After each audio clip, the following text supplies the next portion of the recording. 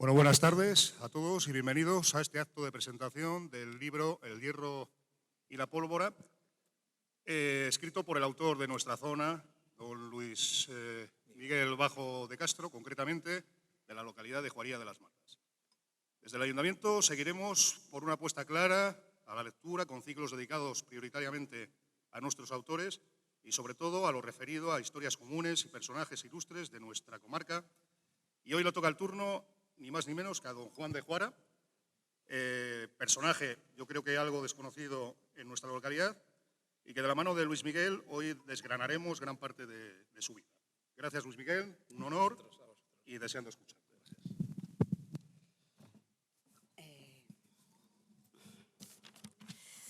Buenas tardes a todos y muchas gracias por vuestra asistencia, ¿vale?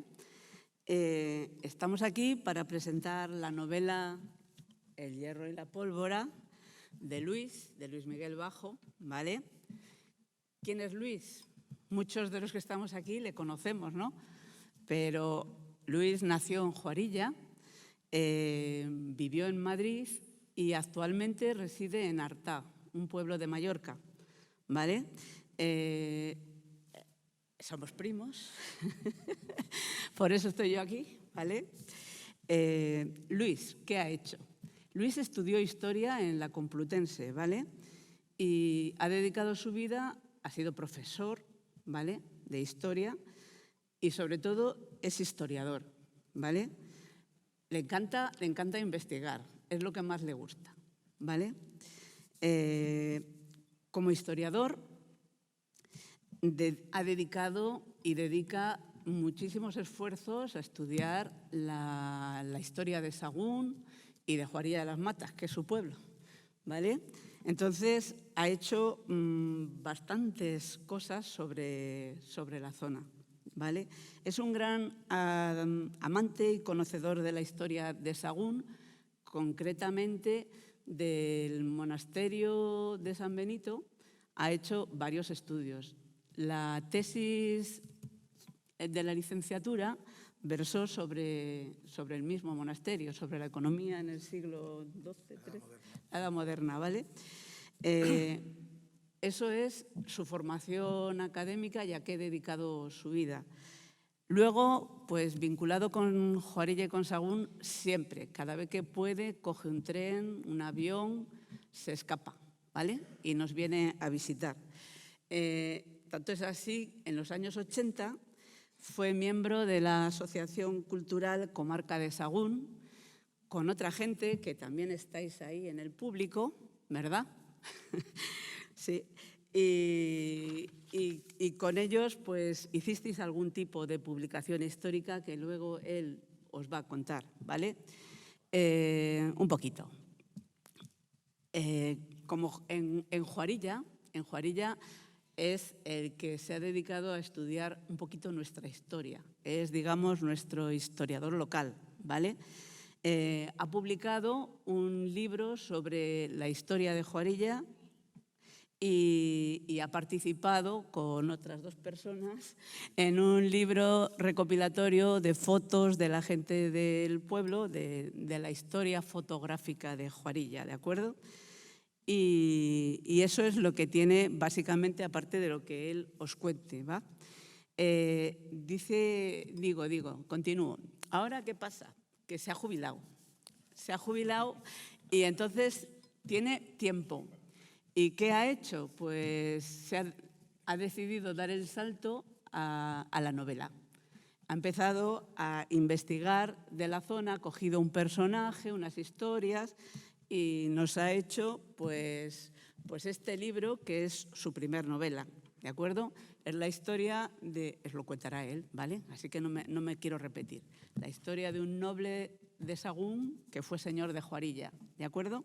En el siglo XVI, para concretarnos, ¿vale? Yo he estado con Luis en el proceso de creación, que ha sido, no sé si es lo habitual, supongo que sí, ha sido largo, más de 3 años lleva con él.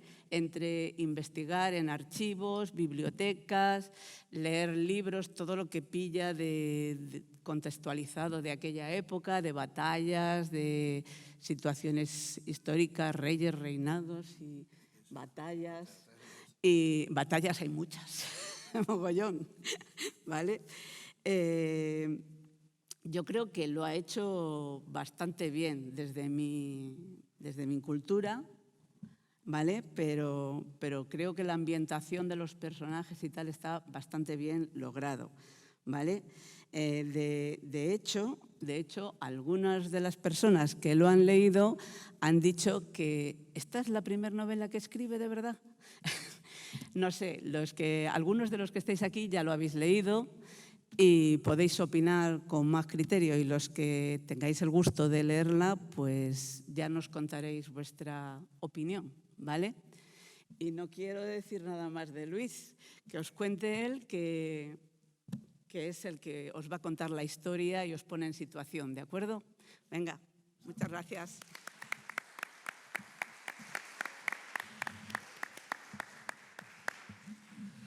Hola, perdón. Hola, buenas tardes. Gracias a todos por venir. Lo primero, los actos culturales no suelen ser masivos. Si hay merienda o se come algo, acude más público, pero cuando solo hay cultura, pues bueno, por eso es más meritorio vuestra presencia en un acto como este.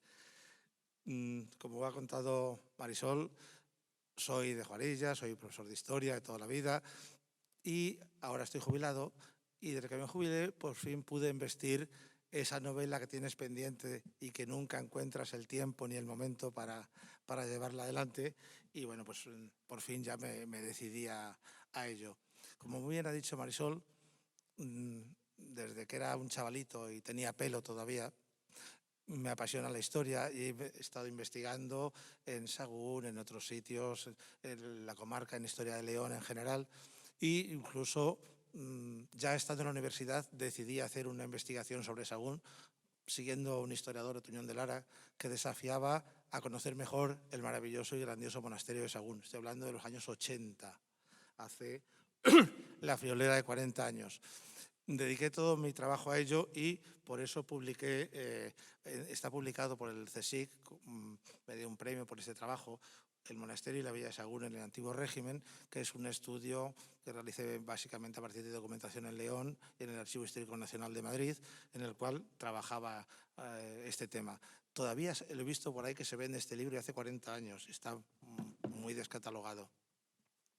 Efectivamente, mi afán por la cultura de la zona y el conocimiento de Sahagún y de Juarilla y la Peregrina y San Benito y todo, me hizo conocer a personas, algunas creo que están aquí, que fundamos una asociación cultural para difundir la asociación que se llamaba Comarca de Sahagún. Soria, el Zapatero, era el presidente de aquella asociación, y bueno, unos cuantos jóvenes entusiastas hicimos una serie de tareas para difundir este tipo de cosas. Hicimos todo tipo de actividades y bueno, luego con el tiempo se disolvió. Luego yo me fui a Mallorca y quedé un poquito más desconectado y bueno. He trabajado también en otros proyectos sobre Juarilla, por ejemplo, como os ha hablado Marisol, escribí esta historia de Juarilla de las Matas y un trabajo fotográfico, que es la foto que ahí tenéis aquí debajo. Tenéis aquí debajo un trabajo, a ver, así, un puntero. Este de aquí, pues, ¿no? ¿Cómo? Lo he quitado, perdón. Era así, ¿verdad? ¿Aquí? ¿Cómo un segundo? Bueno. No, así, bueno, no es igual, es lo mismo, no. Soy un poco torpe técnicamente, como me dice mi hijo, es igual, no lo utilizo. Ese es el puntero de las... Vale, eso, no importa. Vale, Mari, déjalo. Déjalo, Mari, me pongo nervioso. Lo dejo porque me pongo nervioso, prefiero no utilizarlo. Lo que he contado, bueno, hay un par de libros ahí que son también de trabajos de historia local y de geografía.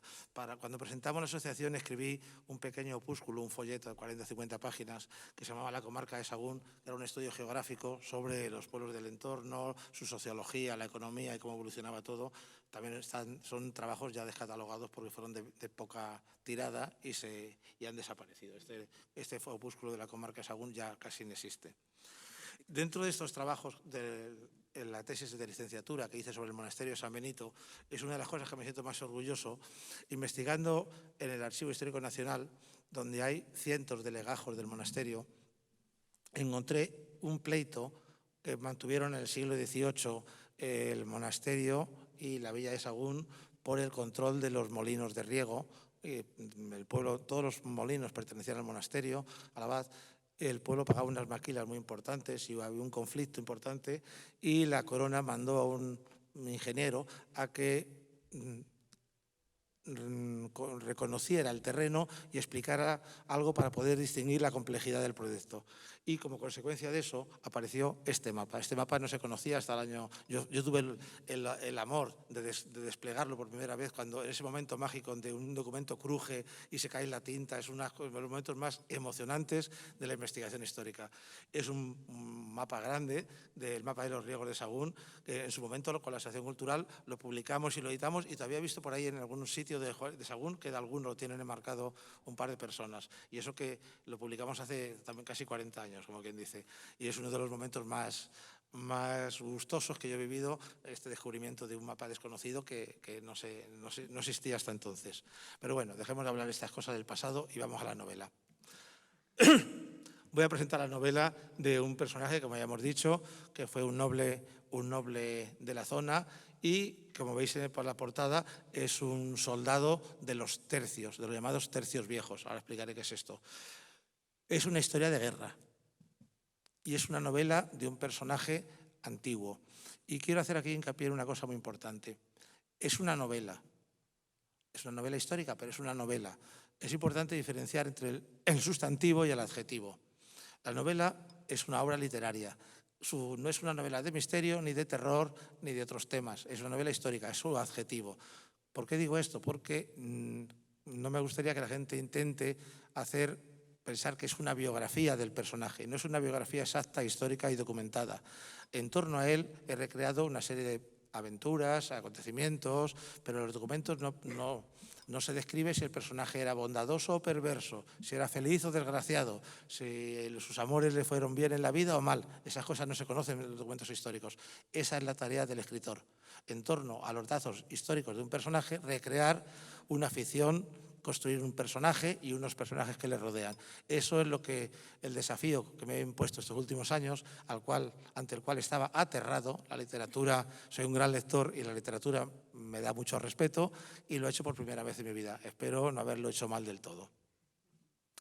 Esta novela es una historia de batalla y aventuras. Esta imagen iba a haber sido la portada, con el tiempo cambió y este hombre desarrolla sus aventuras en todo el Mediterráneo. En el siglo XVI, los turcos, el imperio turco de Solimán el Magnífico y los piratas norteafricanos con Barbarroja a la cabeza ejercieron una gran presión sobre Italia, sobre España y sobre todo el imperio.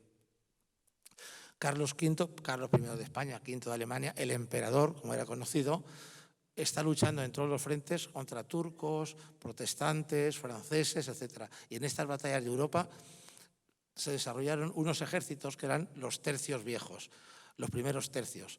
La gente cuando dice tercios, dice tercios de Flandes, hace esta ecuación mental. No, la guerra de Flandes empezaría más de 60 años más tarde y estos son los tercios viejos, los primeros tercios de Italia, el tercio de Lombardía, el de Nápoles y el de Sicilia. Son los primeros soldados que construyen una unidad militar que tendrá un éxito y un dominio en Europa de siglo y medio prácticamente como potencia militar. De estos primeros tercios forma parte nuestro protagonista y vamos a ver luchando como mosquetero en ellos. Juan de Juara es este noble de Sahagún que pertenecerá a los tercios. Estos dibujos que estoy poniendo son, digamos, tomados prestados de dibujantes históricos importantes, como Dalmau Ferrer y otros más, no son míos. Lo que sí es cierto que es suyo, por ejemplo, es la firma. Esa firma tenéis ahí, la de Juan de Juara, la tengo en varios documentos que he encontrado en el archivo de Simancas, en Valladolid, y esa es su firma realmente. He puesto esta imagen porque, como veis, lleva, igual que en la portada del libro, una canana con una serie de saquitos de cartuchos donde llevaban la pólvora que tiene un papel muy importante en su vida. Se le llamaban los 12 apóstoles y son fundamentales en la historia del protagonista. Él va a ser un mosquetero y como tal llegará a capitán. Llegó a ser capitán de una compañía de arcabuceros y va a tener muchos méritos de guerra, luchó en el Mediterráneo y en Centro Europa, y el emperador le va a conceder, entre otras cosas, el título de señor de Juarilla. La novela está concebida como unas memorias. Es un recurso muy habitual, hasta el propio Quijote es así. Alguien encuentra un manuscrito años más tarde de la muerte del protagonista y el protagonista al final de su vida hace recuento y repaso de sus aventuras, avatares y venturas y en primera persona cuenta lo que hizo, unas memorias. En la novela ocurre de la forma similar. Se encuentran años más tarde unas memorias, Mi vida culpable, escrita por el capitán Juan de Juara, señor de Juarilla, en 1588, que es el año en que muere. Vamos a leerlo, por tanto, siguiendo su recorrido mental. Este hombre, ya se adelanto sin contar muchos detalles y hacer spoilers, se dice, ¿no? Sí. Sin hacer spoiler, que este personaje tuvo una vida dura, como otros muchos soldados. Eran hombres avezados en la guerra, valientes, corajudos, peleones y más malos que buenos, por decirlo de alguna forma. No eran tampoco almas cándidas, ¿vale? Este hombre hará todo lo que tendrá todas las aventuras más negras que blancas en su vida y al final hace repaso y dice, la que he liado yo. La que he liado yo en mi vida, y por eso se siente culpable. Es un poco el reconocimiento de culpa, que es el gran tema de la novela. El ambiente es la Europa del siglo XVI, pero el tema es la culpa, el tema, digamos, humano. Él va a recorrer toda su vida viendo cómo ha ido degradándose y degenerando, y la culpa le corroe al final, y por esto estas memorias exculpatorias se llaman así. En la contraportada del libro aparece un texto, ¿veis? Este hombre con cara severa, que dice, me llamo Juan de Juara y muchos han sido los esfuerzos. Este mismo texto, no lo leeré. He batallado y vencido con Barbarroja, he sido señor en castillos en Nápoles, acrecenté mi fama como hombre de armas en otros sitios, luchando contra Francia, etcétera. Pero todo ello he pagado un precio muy alto. Y esta es la frase más importante, dice, todos estos años de luchas y batallas me han forjado el alma hasta hacerla semejante a mi mortal arcabuz. Él es arcabucero. Mi corazón se ha endurecido como el hierro de su cañón y me he vuelto tan destructivo como la pólvora con la que se dispara. De ahí el título de la novela, El hierro y la pólvora. Él dice, yo soy un hombre arcabuz. Soy de hierro, de corazón duro como el acero, y soy tan peligroso y perverso y explosivo como la pólvora con que se dispara. Soy un arma mortal. De ahí el título de la novela, que es una metáfora de sus sentimientos. Y luego al final pues pedirá perdón por todo lo que ha hecho en su vida. Esta es un poco la idea. El personaje real, me he molestado en poner aquí algunas de las imágenes o cartas. La de la izquierda, por ejemplo, es una carta que escribe al comendador de León pidiéndole la orden de Santiago, pidiéndole el hábito de Santiago, que nunca consiguió, por cierto. A la derecha es un documento de Juarilla fundando el mayorazgo de Juarilla en su hijo. Son documentos reales que encontraron en distintos archivos. ¿Quién era este hombre? Pues, perdón. ¿Quién fue realmente en el mundo real Juan de Juara? Los Juara es un grupo de señores, una familia, que proceden de la montaña, de Lois, y se instalaron, fueron señores en esta zona. El señorío, el principal de los Juara, tiene este escudo. Los Juara de Sahagún vivían aquí y eran señores del pueblo de Juara, ahí al ladito. Pues tenían por blasón azul y oro, y con sotueres rojos, el escudo es este, sotueres dorados, una bordura roja, ¿no? Que es el escudo. Una segunda rama serán los señores de Juarilla. Los señores de Juarilla es una especie de rama segundona.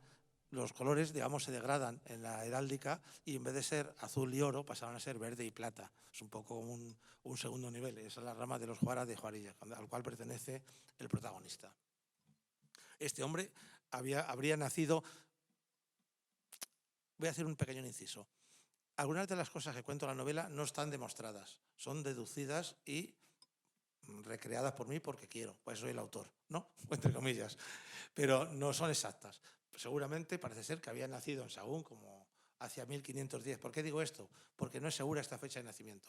La he puesto yo en la novela, pero no había partida de bautismo de esa época, y en otros momentos se habla de 1520, hay documentos que lo aproximan más a 1500, y aunque no se sabe la fecha exacta, yo he usado 1510 porque me convenía para que tuviera edad para llegar a ser capitán o alférez o su desarrollo militar.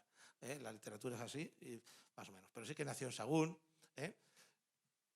Los Juara habían sido grandes cortesanos de de Castilla durante el siglo XV. Su abuelo, Juan de Juara, había sido realmente un personaje muy importante, se lo llama el repostero de camas de Isabel la Católica. Ahí está Isabel la Católica. Este personaje está documentado, por ejemplo, por José Luis Luna, que he encontrado datos en tu blog sobre él. Este señor era el hombre de más confianza de la reina, tanto que era el único hombre que podía entrar en la habitación de la reina. Un repostero de camas era el único varón que podía entrar en las dependencias, solo las damas de compañía y él.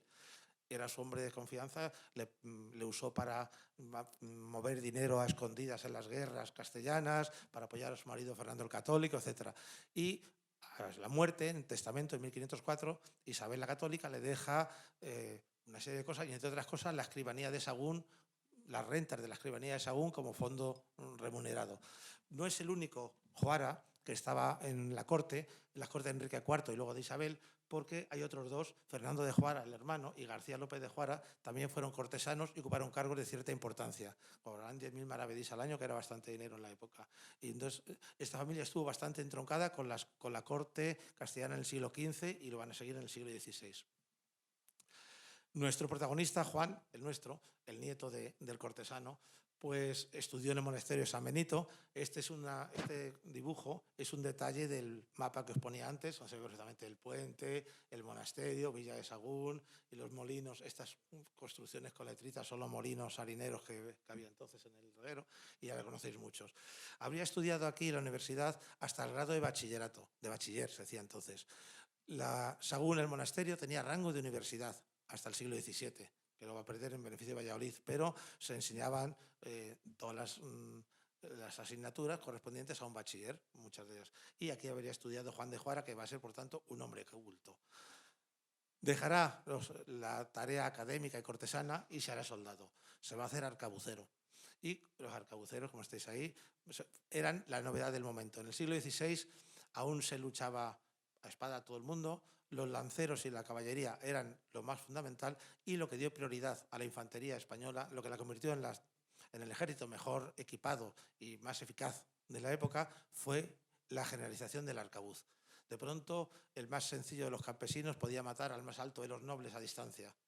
Antes solo se enfrentaban nobles contra nobles y luego, se democratizó la guerra. Cualquiera podía matar a cualquiera. Esto fue muy, muy importante. Hay un momento significativo, justo el año anterior que empieza a trabajar, que empieza nuestro chico, en 1522, hay una batalla que se llama la batalla de Bicoca. Mucha gente, esta palabra, una bicoca es algo que es casi gratis, un chollo, ¿os suena esta expresión?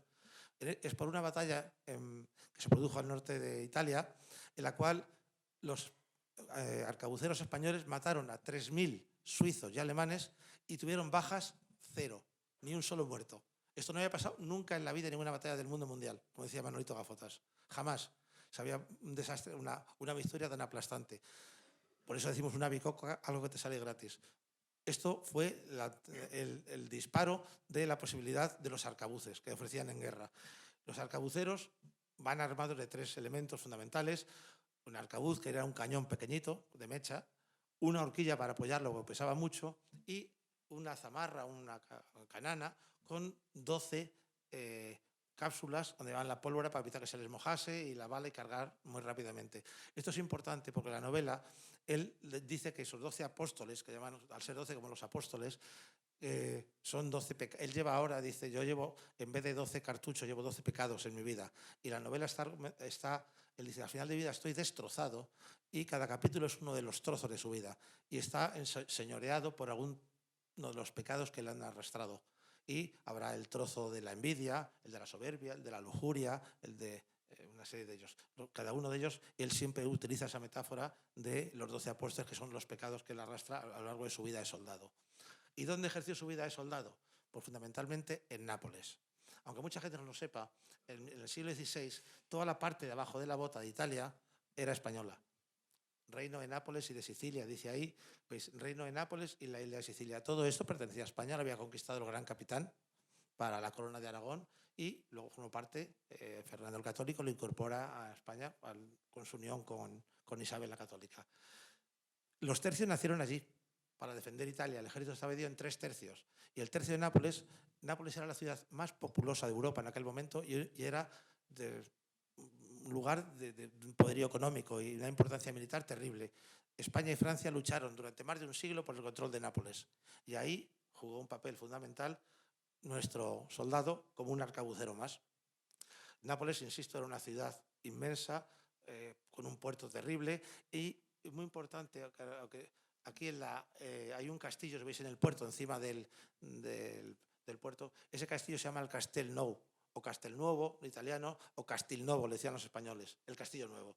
Es la gran fortaleza y era la sede del virrey. El virrey, después del rey o del emperador, después de Carlos V, el más importante en España era el virrey de Nápoles. Y nuestro hombre será alguien de confianza de este virrey. Ejerció casi toda su tarea en Nápoles. El virrey era de aquí de León, era don Pedro de Toledo. En realidad, bueno, había nacido en Salamanca, en Alba de Tormes, pero bueno, pertenecía a los Álvarez de Toledo, la gran familia del duque de Alba, es primo del duque de Alba, del gran duque de Alba, y familia de otros personajes que aparecen en la novela. Y este hombre es el virrey y tiene la sede en el Gran Castelnuovo de Nápoles. Esta foto es actual. Si alguien ha estado en Nápoles, no sé si alguno habrá estado, en el puerto destaca la inmensa mole, un castillo de 6 plantas y descomunal, que era, por supuesto, la sede. Al servicio del virrey, nuestro muchacho va a ser el castellano, como le llamaban al comandante, al jefe de la guarnición. El castellano era el comandante de un castillo. Este es un grabado de época, se ve el Castelnuovo de Nápoles, el Castello Nuovo di Nápoles, y en la bahía, al fondo se ve el Vesubio, que es el volcán, y el puerto que veíamos antes, y esta fortaleza donde residía, él fue el comandante de la fortaleza. Tenía 150 hombres a su servicio y adquirió mucha fama como capitán y el brazo derecho del virrey, que además eran los dos de León. Llegó a tener tanta importancia que, por ejemplo, en 1540 se publica un tratado de guerra en Nápoles, el primer texto escrito en castellano en Italia, y está dedicado a él. Está en la portada, se llama Arte y Suplemento Remilitar, es un tratado de guerra de técnicas y siempre empieza, aquí comienza, y está dedicado al muy noble y virtuosísimo señor Juan de Juara, capitán del Gran Castelnuovo de Nápoles. En cada sitio todo dedicado al gran y virtuoso Juan de Juara, señor de Nápoles. Insisto, este libro es una joya bibliográfica y pertenece a esto. Yo he fantaseado con los amores, esta señorita que hay aquí, Eleonor de Toledo, la hija del virrey, fantaseado amores con ella, que esto no es histórico. Esta mujer luego fue la duquesa de Medici, porque se casó con Cosme de Medici, el gran duque de Florencia. Pero bueno, esto es una cosa literaria. Carlos V, el emperador, dominaba toda la parte que hay verde en el mapa, dominaba toda Europa y tenía frentes abiertos por todo. Tenía que luchar contra los turcos en el Mediterráneo, y en Europa, contra los alemanes, que había la revuelta protestante de Lutero, y contra Francia, la gran enemiga de España en aquella época. Por ello, nuestro personaje recorrerá todo este mundo.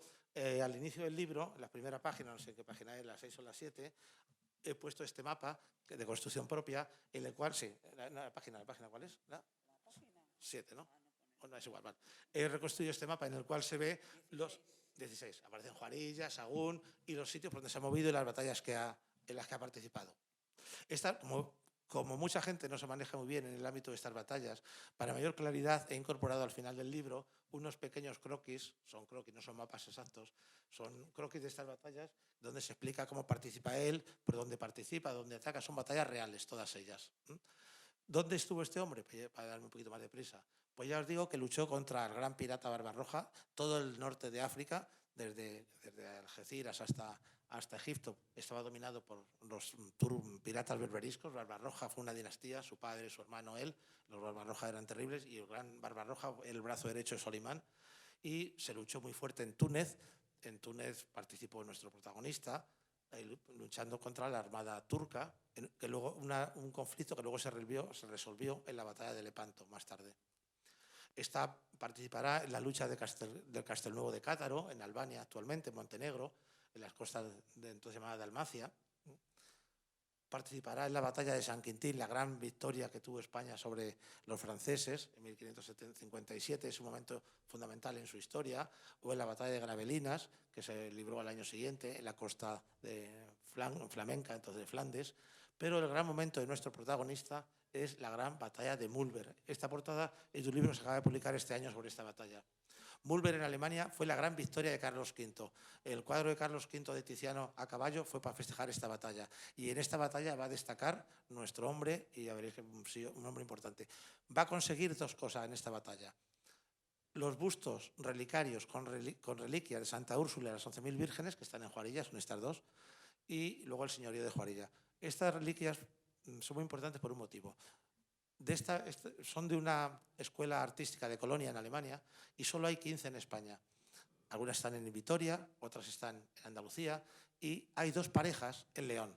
La que está en el Palacio Episcopal de Astorga, que perteneció al virrey de Toledo, y estas dos que están en Juarilla, que trajo aquí. Son dos joyas, son dos maravillas, y que trajo nuestro protagonista como premio por sus hazañas y batallas. Luego tuvo una vida compleja y azarosa. No tuvo hijos porque andaban por las guerras por el mundo y visitaban prostíbulos los soldados, pero no siempre se casaban. Tuvo un hijo bastardo, o ilegítimo, natural, como se decía entonces, al cual reconoció en este documento como hijo. Se acabaron llevando mal y se ven ahí dos personas luchando, porque veréis que lucharán aquí en Sagún. El hijo vino desde Juarilla a reclamarle dinero, se acabaron una espada limpia, los dos, padre e hijo, y estuvo en la cárcel al final. Y bueno, pues esto no cuento mucho más para no describirlo, pero eran personajes sórdidos. Este señor murió en el 588 y está enterrado en la iglesia de Juarilla. Está en la iglesia de Juarilla. Está enterrado en una lápida que hay, donde marca la flecha. En esta lápida, aquí yace don Juan de Juara, castellano del Castelnuovo de Nápoles, etc. Y su hijo y su nuera. Esta historia de los tres va a ser muy dramática. Aquí, bueno, está aquí contada. Este es el esquema de la lápida para mejor reconocimiento, y el texto que aparece en el libro. Aquí están sepultados el capitán Juan de Juara, castellano de Castelnuovo de Nápoles, y Hernando de Juara, su hijo, y doña Juliana, etc., la cual puso aquí esta lápida en 1611. Sobre todos ellos trata esa historia. Es la historia del personaje, su hijo, su nuera, sus amores y desventuras. En definitiva, para acabar únicamente, una invitación a la lectura, leerla con interés, pensar que es una novela. Pasan muchas cosas emocionantes, personales. El marco histórico he intentado hacerlo lo más didáctico posible. Al fin y al cabo soy profesor. He puesto mapas y croquis, y os aconsejo mucho, si tenéis el gusto de leer la novela, al final he puesto unas notas aclaratorias a modo de comentario del autor, donde separo, como se dice vulgarmente, el grano de la paja, y explico qué es real y qué es de ficción. ¿Qué personaje? Y va por sectores. Gentes de Juarilla, gentes de Sagún, esto es cierto y esto no. Gentes de Nápoles, de cada uno de ellos. En tal batalla sí participó tal personaje, pero no sabemos si explico un poco todo esto. Si alguien tiene esa curiosidad histórica para bajar a tierra la literatura, pues puede leer estos comentarios, pero por favor, después de la novela, porque si no hay muchos spoilers. Leerlo al final en todo caso. Y bueno, ya no me enrollo mucho más. Don Juan fue un personaje importante, no fue un general, pero sí fue un comandante de cierto nivel, un hombre de Sagún y de Juarilla que ejerció un papel importante en la corte de Nápoles como comandante, y fue uno de estos grandes héroes que construyeron el Imperio Español, con lo cual, poco más. Así que gracias a todos por vuestra asistencia y espero que disfrutéis de la lectura y poco más. Si alguien quiere preguntarme cosas, estoy encantado de comentar lo que sea. Veis que me gusta hablar, ¿verdad? Hablo mucho y deprisa. Y los que me conocen saben que soy un sacador.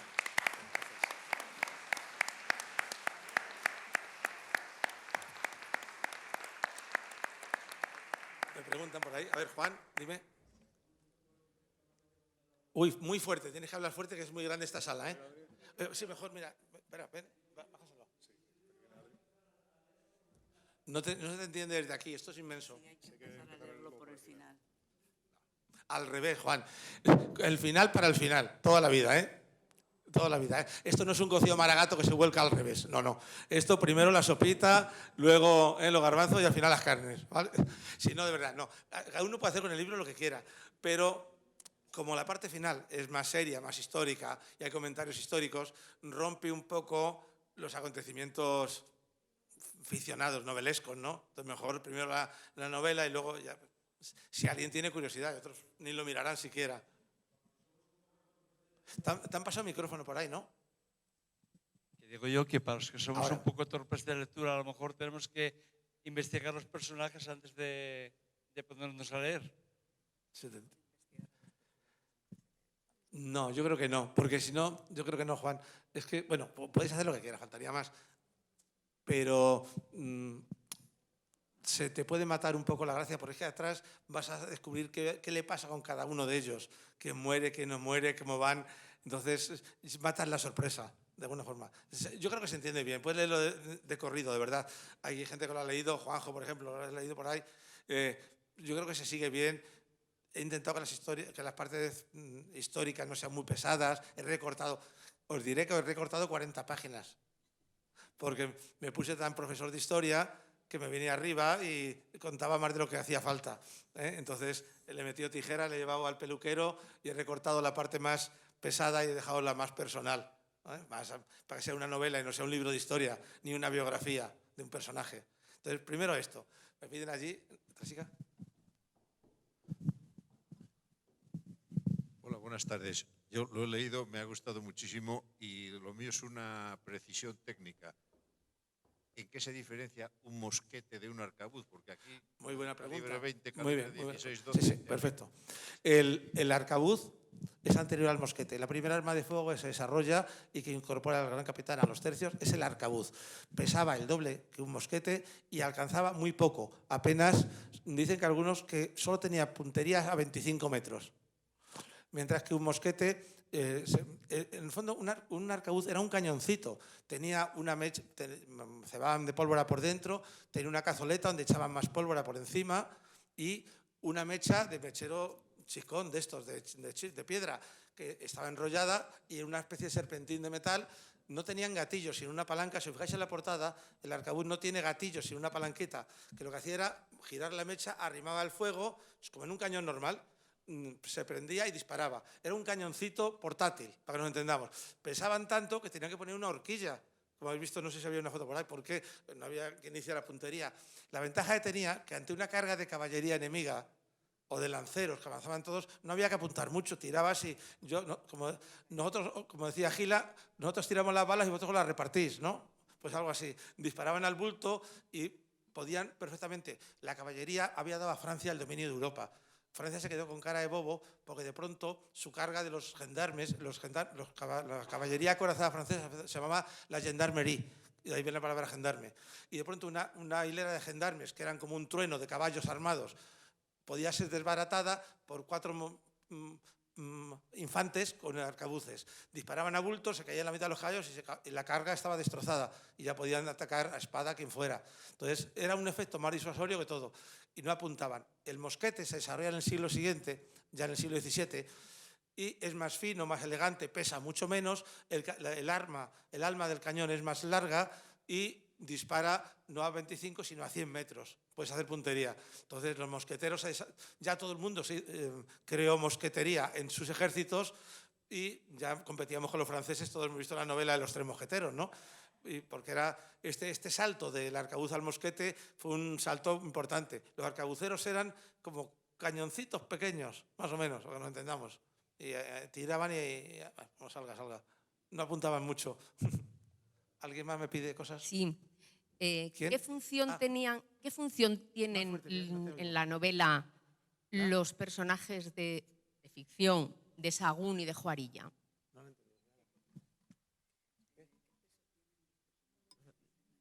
Ah, vale. Es que oigo muy mal. Yo soy un poquito sordo. Bueno, soy bastante sordo, que un poquito, que leche. Y el eco me lo pillo mal con mi audífono. Pero gracias.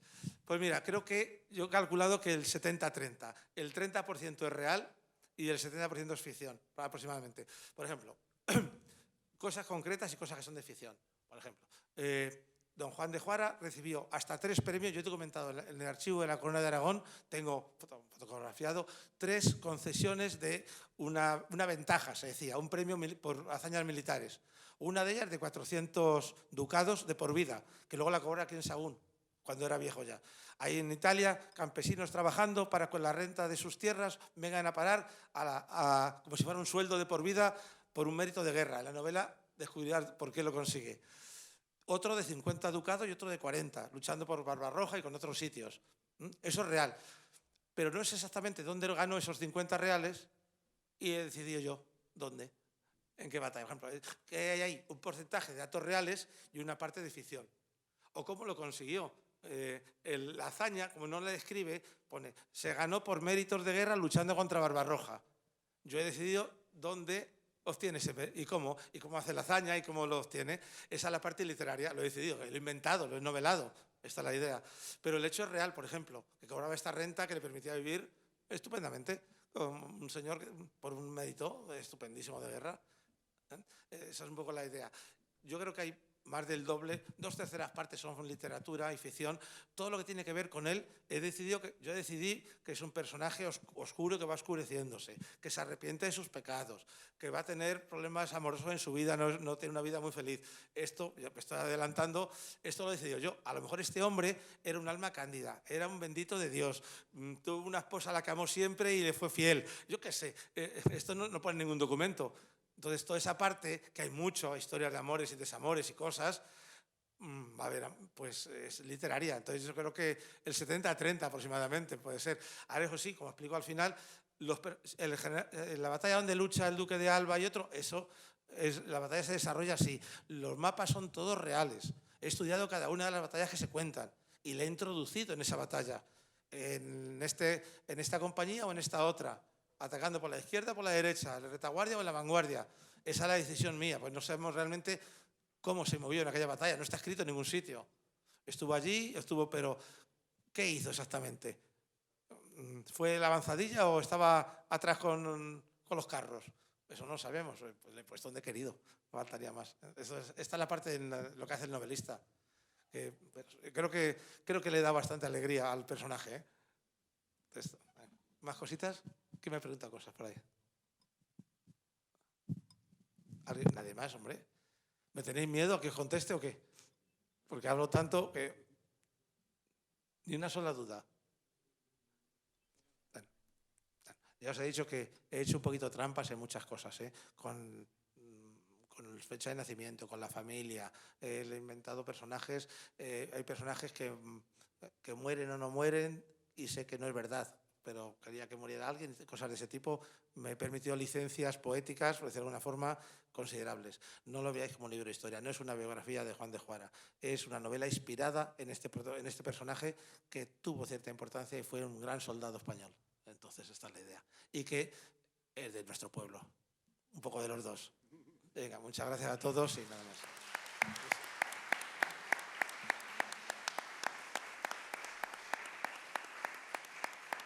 Y sobre todo disfrutarla, ¿eh? Disfrutarla, es una novela, por favor. Venga, muchas gracias.